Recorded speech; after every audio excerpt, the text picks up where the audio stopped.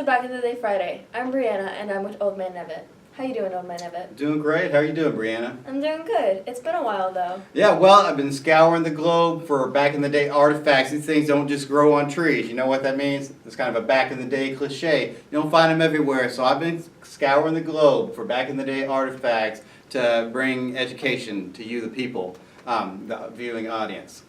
So what do we got in the back in the day mailbag today, Well, Brianna? let's see. All right. Letters have been rolling in our absence, rolling in. Okay.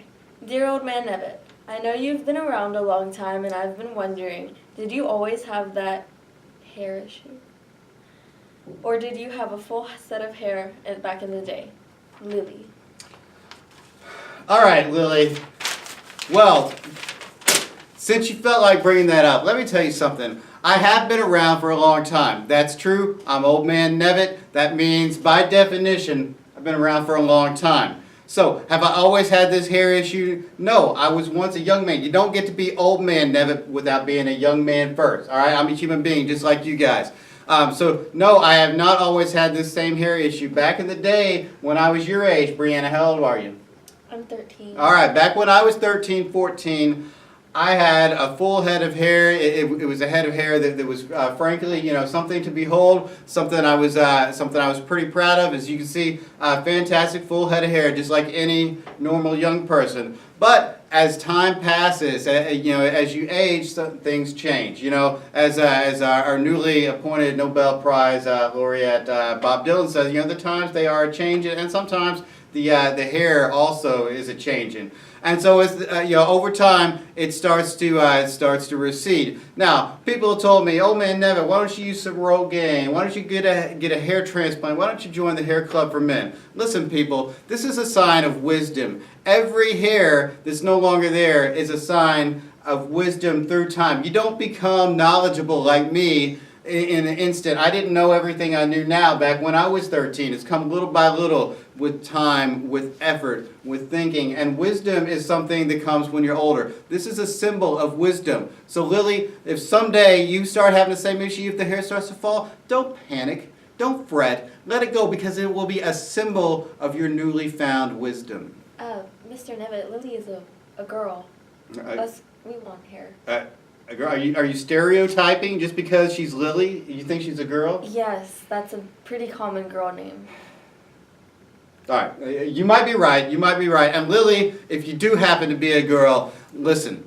Unfortunately, our society has not yet quite gotten to the point where we accept baldness in women. Someday we'll get there, but for now, maybe you do want to join. You know, I'm sure there's a hair club for women, whatever. But maybe you do want to go ahead and get something done about that. And here's hoping that you always have a full lush head of hair like Brianna here. Okay, well, let's move on to the Back in the Day artifact. All right, back in the day artifact. We got something pretty cool here. This comes straight from the kitchen of the original Old Man Nevitt. I'm not the only Old Man Nevitt. You know, my father, Joseph Nevitt, the original Old Man Nevitt, or Older Man Nevitt, as we might call him, has pulled this out for us. Let's just get it here. What do you think that is? A crock pot. Crock pot. Well, you're in the ballpark, and I like that. You're not right on line, but you're in the ballpark. It is for cooking, but it's not a crock pot. A crock pot is kind of bigger. This is actually a Sunbeam electric skillet, the vintage Sunbeam electric skillet. Yeah. So you can see Sunbeam right there. So. Think about a skillet. You ever do any cooking, Brianna? Rarely. Rarely, not yet. Well, oftentimes people cook something in the skillet. But what if you just have a skillet sitting there? You're just sitting out somewhere, sitting like we are right here in the desk. What's going to happen with your skillet? You put some food in it. What happens with the skillet? Nothing. Nothing, because it's not hot. Right? You need some kind of energy. You've got to cook that food. You got to transform it, and you need energy. Do you pay attention in science class? If you pay attention in science class, Brianna, you know that you need some kind of energy. In this case, heat energy to cook the food. So what are you going to do? You're sitting there, you're somewhere where you don't have a stove, you don't have a grill, you don't have a fire going. but you need to eat. We all need to eat, right? Yes. We're human beings. We had to eat. Well, that's where the Sunbeam electric skillet comes in. So the idea of an electric skillet, we've been cooking food with heat, with fire for years, but the problem was how to keep it hot. Well, way back in the day, 17th century and on, they had these things called chafing dishes, where they would get it hot, on a charcoal fire, and then that dish would try to keep it hot so it stayed hot, so it didn't cook too fast. So it was a more delicate thing. But it still doesn't solve the problem of what do you do when you have no fire. That's where the Sunbeam electric skillet comes in. So my grandmother Nevitt, would use these electric skillets back in the day when they would go on vacation, say. They'd be in the motel room. Well, nowadays, you go to the motel, you're on vacation, you go out to eat and you buy some junk fast food, or you go down, maybe you're at a hotel that has a restaurant. Back in the day, we didn't throw our money away like that, and not all the hotels were fancy and had something to, some fancy restaurant down there. So Grandmother Nevitt would bring along this vintage electric skillet, and she would cook for the family right there in the motel room. So you're on vacation, you still have a good, healthy, wholesome, home-cooked meal in your vintage electric skillet. So, you want to see how this baby works?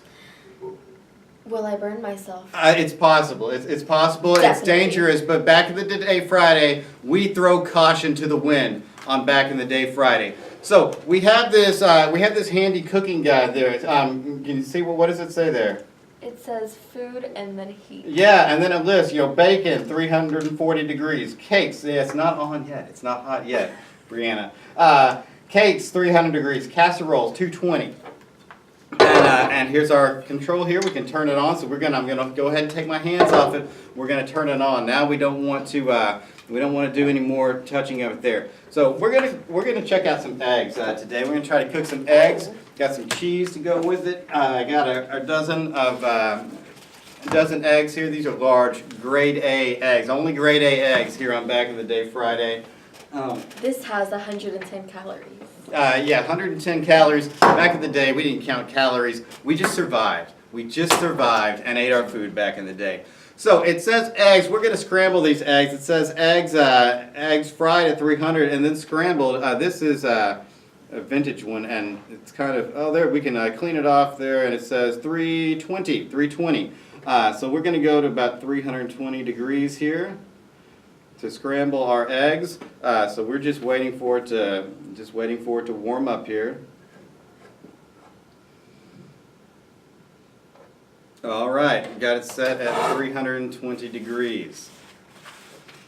So back in the day, we didn't have these non-stick pans. Once you start cooking things, Brianna, you'll realize that today we have all kinds of fancy conveniences that makes life easy.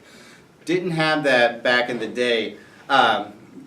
And things could stick to the pan. We're going to use a little modern convenience here with the cooking spray. Make sure it doesn't stick too much our scrambled eggs.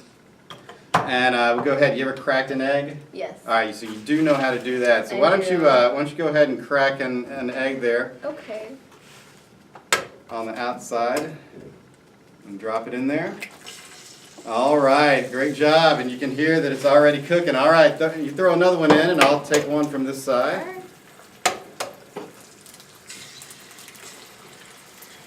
There we go. Let's do about 2 more here. We're going to feed the Back in the Day Friday crew. Back in the Day Friday crew, you don't always see these guys. They're behind the scenes. They're working hard. They don't sit around goofing off, playing on their cell phone, that kind of thing. The crew is working hard, so we're going to give them a little treat today with the scrambled eggs we make here. So we've got that. If you can see that, audience, if you can see that there, we've got our eggs, but we're not going to do them sunny side up. We're not going to do them over easy. We're going to scramble these bad boys today. All right, you can see that the vintage Sunbeam electric skillet is doing a great job. It works pretty well. Yes, it works pretty well. Eggs smell good. You can see them start to steam up. And just imagine, you're sitting there with the family. You're somewhere where you have electricity. That's the key. We have to have electricity. Before we have electricity and are able to plug things in, you've got to have that fire. You've got to create that fire yourself somehow. So a huge development in modern society Now, anywhere you have a plug, you can have a kitchen. You don't have to have a fancy kitchen in a restaurant, in your house. Anywhere that you can plug in your vintage electric skillet, you've got a kitchen. All right, so our breakfast is ready here on Back in the Day Friday. We're gonna go ahead and serve the crew. You want to take that? Yeah, grab it there. It's still a little bit warm on the outside there. Okay. So this is the vintage Sunbeam electric skillet. Some hot smoking scrambled eggs for our Back in the Day Friday crew. Thanks for joining us, and we'll see you next time. Back.